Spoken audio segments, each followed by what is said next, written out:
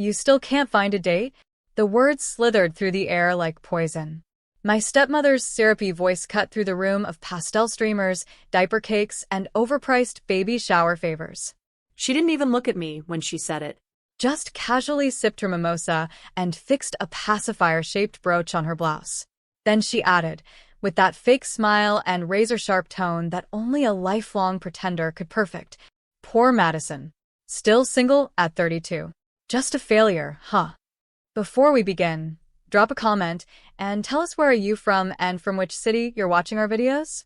And after watching the whole video, don't forget to tell us what would you do in this situation? Be honest, tell me in the comments below. We read every comment. Let's begin. Laughter erupted, soft at first, then louder, like a slow-building train wreck of judgment. My sister, already glowing from all the attention, placed a manicured hand over her bump and let out a dramatic giggle. Her friends followed suit, nudging one another and whispering behind plastic cups. I stood there, in a blue silk blouse I'd saved up 2 weeks to buy, gripping the gift I brought like it could somehow shield me from the humiliation. It was a handmade scrapbook, every page filled with childhood photos of us, of Emma and me. I had even stayed up until 2 a.m. last night pasting in a poem about sisterhood. Now it felt like a punchline in my hands. "Don't worry, Mads," Emma said sweetly, playing up the sarcasm. "There's always the forever alone aisle at Target. Comes with a coupon for frozen dinners and cat food." I forced a smile. My jaw felt like concrete. I didn't move, didn't speak. I just looked at my father for a trace of defense. Nothing. He sat back in his chair with his arms folded, eyes glued to the backyard, pretending he hadn't heard a thing. His silence stung worse than their mockery. "Let's open the gifts," someone chirped. And just like that, the attack on me ended. They returned to the glittery pile of bows and ribbons like I didn't exist. I turned toward the front window, blinking back the burn behind my eyes, trying to breathe through the tightness in my throat. The baby shower music buzzed behind me, but I barely heard it. All I could hear was the blood rushing in my ears. And then, a low, thunderous engine purred outside. It wasn't just any car. Heads turned. Phones lifted. Through the large bay window, a sleek black Lamborghini Huracan with red accents slowed to a stop, right in front of the house. The roar of its arrival hushed the room. People rose from their seats like spectators at a magic show. The passenger door opened. My name echoed loud and clear. "Madison. Babe, sorry I'm late." And there he was. 6 feet 3 inches, broad-shouldered, sunglasses tucked into his jacket collar, wearing a charcoal gray tailored suit. Casual confidence in every step. That smile, charming, magnetic, terrifyingly calm. Every breath in the room vanished. He came right toward me, ignoring every other face. I could feel Emma's nails gripping the armrest. I could feel my stepmother's drink lowering in slow motion. I could feel every eye burning holes through me. And then he kissed me, gently, deliberately, like he didn't care if the world watched. Because he wanted them to. "Sorry, I had to take a call with the London office," he said casually, sliding his arm around my waist. "You ready to go, Mrs. Carter?" Mrs. Carter. The name slapped the air like a courtroom gavel. My stepmother's mouth fell open, then snapped shut. My sister looked like she'd swallowed her own baby shower cupcakes whole. You're married?" Someone gasped from behind a gift tower. I didn't answer. I didn't have to. He answered for me, chuckling under his breath like the secret had finally been fun to reveal. "We don't make a big fuss about it. Maddie likes things simple," he said smoothly. "I just figured I'd swing by and pick up my wife. Hope that's all right." There was silence. A thick, syrupy silence. Until my father finally stood. "Wait. Carter, as in Ethan Carter?" My husband offered a hand. "That's me." My dad went pale. Everyone knew the name. Not just for the cars. Or the money. Or the penthouses in 3 cities. But for the scandal. The revenge empire. The billionaire tech tycoon who'd built his fortune after being humiliated and ousted by his own family's business. And I was his wife. The girl they had laughed at. Mocked. Called a failure. Now the one who walked hand in hand with the man they'd only ever read about in headlines. I turned back once at the door. Their faces. Frozen. Stunned. Crushed. And not because I had suddenly become someone worth noticing, but because I had always been. They just never bothered to see it. Until now. The ride from my sister's house was dead silent. Not because there was nothing to say, but because everything had already been said, without a single word. I sat in the buttery leather seat of the Lamborghini, staring out the window as the suburban pastel of party balloons and folding chairs blurred behind us. My hands were still trembling, but not from shame anymore. From release. From finally breaking free of their chokehold. Ethan glanced over at me. "You all right?" I let out a half laugh, shaking my head. "They called me a failure, Ethan. A failure." He reached across the center console and took my hand. "You were never a failure. You were just surrounded by people too small to understand you." I closed my eyes. His touch grounded me. But the memories came crashing harder now. Because this wasn't the first time they'd tore me down. This had been years in the making. The first sting came at 24 when I lost my marketing job. Dad called me dramatic.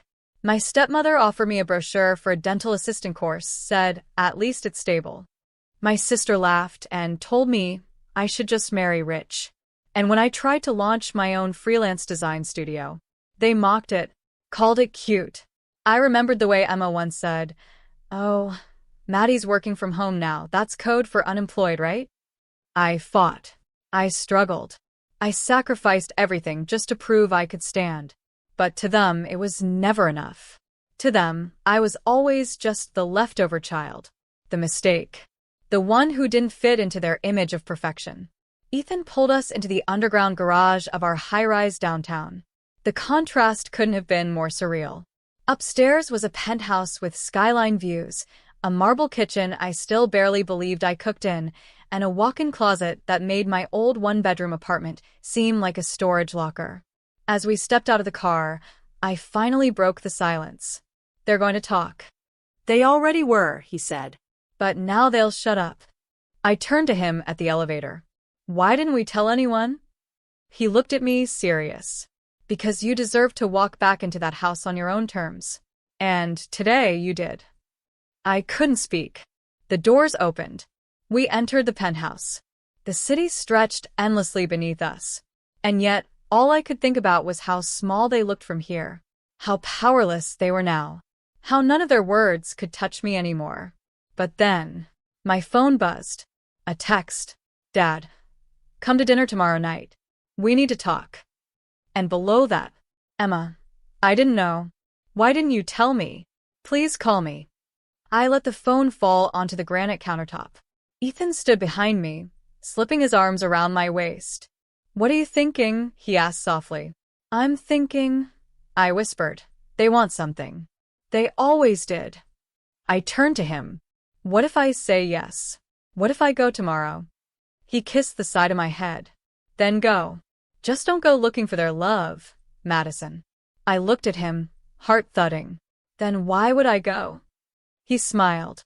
"To show them what they lost." That night I didn't cry. Not out of bitterness. But because I realized something deeply, painfully clear. All those years I spent chasing their approval meant I was handing them the power to break me. Not anymore. They laughed at me, mocked me, dismissed me. Tomorrow, they'd finally learn what it feels like to choke on their own pride. And I wasn't going there to argue. I was going to walk in, smile politely, and watch it all burn from the inside out. The air outside my father's house smelled like overwatered roses and desperation. Same suburban neighborhood. Same polished driveway. Same smug porch light that had once flickered on late at night when I came home from college, unannounced, and my stepmother pretended not to see me dragging in a suitcase alone. But tonight, the flicker wasn't just light. It was fear. Dad stood at the front door as I approached. He looked like he hadn't slept. Still in his golf slacks, but his collar was wrinkled. His tie undone. For once, he didn't look composed.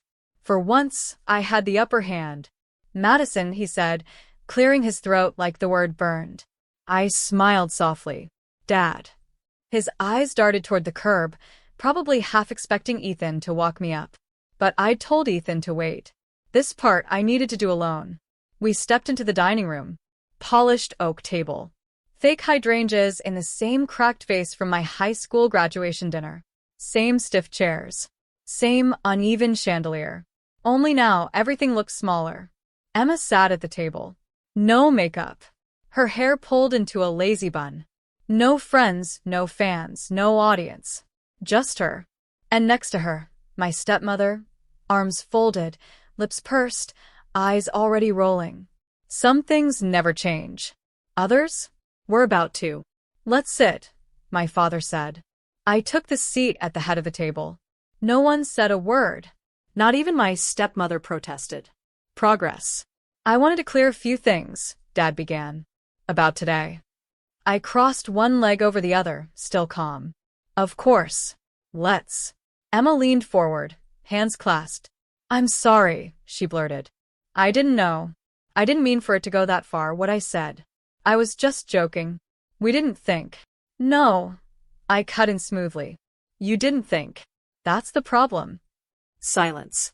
She bit her lip, blinking fast. Good. Let it sink in. I never told you about Ethan. I continued. Because I wanted a quiet life. We married privately. We didn't want to turn our relationship into some family circus. And yet, my stepmother muttered under her breath, you showed up with him like some movie in trance. I turned to her, voice level. No. I showed up because your mockery crossed a line. Again. Dad shifted. Madison, no one meant harm.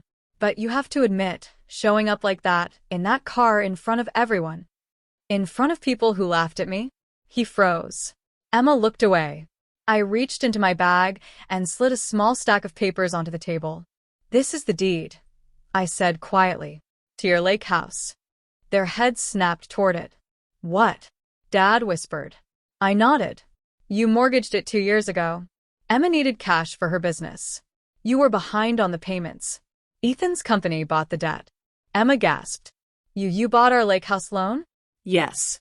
It was auctioned last month. Legally, it belongs to us now. My stepmother's face drained of color. You can't do that. I didn't do anything, I replied, voice flat. I was just there when your carelessness caught up with you. Emma clutched the edge of the table. You knew. You knew and said nothing. I stared directly at her. Exactly like you did every time they laughed at me. Dad leaned forward. What do you want, Madison? I smiled. Nothing. His face contorted. Nothing. I stood, slow and deliberate. I came here to tell you, I don't need you to love me. I don't need your approval. I'm not the girl begging at this table anymore. Emma's lip trembled. So, you're kicking us out of the lake house? No, I said, picking up my bag. You can stay. Ethan's transferring it into a trust. For your baby. She stared at me, stunned. But why? She whispered. Why would you still help me? I turned to the door, pausing just long enough to look her in the eye. Because I learned something you never did. What? That success without kindness is just a louder form of revenge. And with that, I left. But not without hearing the sound I never thought I'd hear in that house again.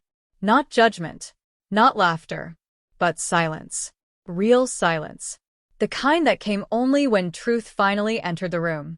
The next morning, I woke to 5 missed calls from Emma. 3 from Dad. 1 from a number I didn't recognize, probably my stepmother using someone else's phone now that I'd stopped answering hers. Ethan was already dressed, sipping his black coffee in the kitchen, scrolling through his tablet like he hadn't just helped me change the power balance of my entire childhood in one evening. They're calling again, he asked, not even looking up. Yeah, begging, I think. He raised an eyebrow. Or blaming. I nodded. Maybe both. He set the tablet down and walked over, placing the coffee on the counter beside me. So, what now? I go to work, I said simply. Like always. Because I had kept working. While they laughed, I built something. My design studio, quiet under the radar, had grown steadily. Clients across cities. Word of mouth. I didn't need to flash it around to prove it. Ethan smirked. Spoken like a CEO. Just before I grabbed my keys, my phone buzzed again. One message. From Dad. You were right. About all of it. I'm sorry. I stared at the screen for a second. Then deleted the message. I didn't need his apology anymore. At the office, my assistant, Kara, looked up and smiled wide. You're trending. What? She spun her screen toward me. Social media exploding. A blurry video from the baby shower had gone viral. The Lamborghini. Ethan calling me his wife. The shocked gasps in the background. Captions like, real-life plot twist. They laughed at her. Then this happened. I groaned. Perfect. Kara grinned. You're a hero to every woman who's ever been underestimated. I didn't feel like a hero, but I did feel seen. Around noon, a delivery arrived. Dozens of white lilies and a simple card. For the woman who made silence louder than a mic drop. I smiled. He always knew what to say, without needing to say too much. By evening, I stood at the window of our penthouse, watching the lights flicker across the city. No more hiding. No more waiting to be loved by people who only knew how to love conditionally. For the first time in my life, I felt whole, without needing their permission. A week passed. Then 2. No more baby shower texts. No more dinner invitations. No more backhanded comments wrapped in sugary politeness. Just silence. The same silence they used to punish me with. But now it was peace. I finally had peace. Until one afternoon, as I locked up the office, I found Emma waiting by my car. Alone. No makeup, no filters, no curated perfection. Just my sister, looking smaller than I'd ever seen her. I stopped. How'd you find me? Dad, she said. He's been quieter. He doesn't know how to fix things with you. I'm not broken, I said calmly. I don't need fixing. She lowered her head. I know. I just needed to see you. Not to ask for anything. Just to say it. Out loud. I didn't speak. She took a breath. I was cruel. I was jealous. Of your strength. I thought if I laughed first, maybe no one would see how much I hated feeling less than you. I blinked. She looked up. But I always was. Less than you. You had guts. You walked away. You made something real. And I hid behind parties and fake compliments. I crossed my arms. So, what do you want now? Forgiveness. She shook her head. No. Just to say thank you. That caught me off guard. For what? For still choosing kindness. For giving the house to my baby. For not slamming the door the way I deserved. I watched her for a moment. Her voice didn't tremble for effect. Her eyes didn't water for pity. This time, it felt honest. I exhaled slowly. I didn't do it for you. I did it because the child deserves better than we got. She nodded, lips trembling, then turned to walk away. And maybe that's what healing looks like. Not hugs. Not dramatic reconciliations. Just truth. Raw. Quiet. Undeniable. That night, I came home to Ethan already pouring wine. He smiled when he saw me. You okay? Yeah, I said. I think I finally let go. Of them? I looked around our home, our life, and smiled. No. Of needing them. He reached for my hand. And as I leaned into him, I realized the girl who once sat at a family table swallowing her shame was gone. In her place stood a woman. Whole. Unapologetic. And finally free.